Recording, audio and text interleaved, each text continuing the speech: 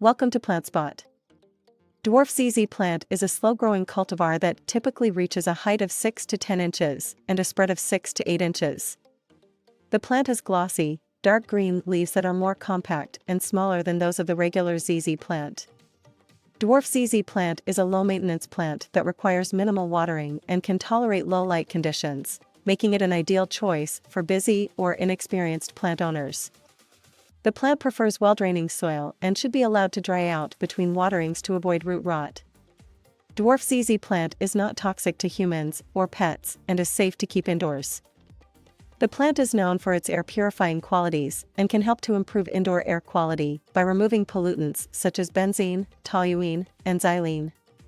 Dwarf Zz Plant can be propagated through division of the plant or through leaf cuttings. The plant is a popular choice for small spaces. Thank you.